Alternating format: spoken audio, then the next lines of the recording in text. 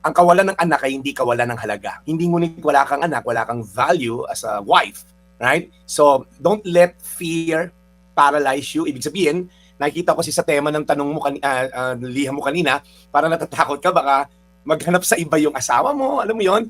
Yung takot kasi parang kadena na pinaparalyze tayo. Ang dami mong agad iniisip, baka mag-anak sa iba, baka hiwalayan ako. Alam mo, hindi mo kailangang mamuhay sa pangamba, naiiwan ka ng asawa mo dahil wala kayong anak. Hindi anak ang panukat ng katapatan ng isang lalaki.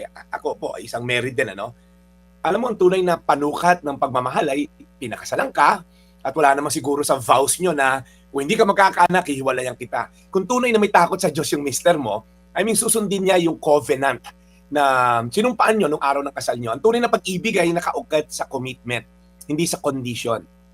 Because marriage is sacred, isang covenant to na ginawang holy ng Diyos, kaya nga ini-invite natin presensya ng Diyos pag nagpakasal tayo, hindi lang tayo nag-live-in or wala nang blessing ng Diyos. Na pangalawa, remember the sanctity of marriage. Kayo mag-asawa, pinag-isa ng Diyos, so yung problema mo, problema din niya. Yung bigat na dinadala mo, I'm sure dinadala rin niya ng mister mo. At I think hindi maganda na iisipin ng mister mo, problema mo na lang yan, ikaw yung hindi magkaanak. Hindi, dalawa kayo dyan. Unang-una, dalawa rin na kailangan para magkaanak. Kaya yung pundasyon nyo, hindi anak ang nagsasama sa inyo kundi ang Panginoon. Ang kasal ay isang covenant, hindi sa transaction. Okay? Kaya last ng payo ko lang sa'yo, okay? Children are not a safety net din natin. Isipin mo rin, Kathy, ang fear mo rin kasi, sino mag-aalaga sa amin pagtanda namin? Tama ka, gusto mo nang may anak, pero hindi sila safety net na pagtanda natin, at least may mag-aalaga sa atin. Ang anak hindi insurance policy, Kathy. Okay? Pag pinalaki mo ng tama yan, siguradong mamahalin na taalagaan ka niyan. Pero hindi mo pwedeng i-enforce sa anak mo yan kung wala ka naman tinanim din, kung sakali magkaroon ka ng anak, wala kang tinanim na relationship. So ang Bible verse ko lang para sa'yo, Psalm 37:7, be still before the Lord and wait patiently for Him. You should live faithfully kayo mag-asawa while waiting.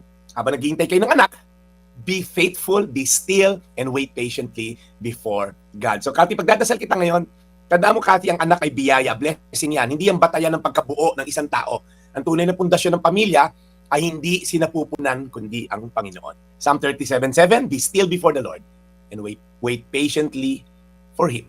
Lord, maraming salamat. Alam namin si Kathy sinasalamin ng mga problema ng mga kababaihan na hindi magkaanak. And Lord, sa Bible din, may mga tao, Lord, na hindi rin nagkaanak. May mga tao, Lord, na hindi nabiyayaan, pero they were complete. Kaya Lord, dalangin lang namin, nabigyan mo si Kathy ng assurance na hindi anak ang magbibigay ng value sa kanya. She is valuable in your sight. In fact, you died for her 2,000 years ago. Jesus Christ died for us. Kaya Lord, yun ang value namin.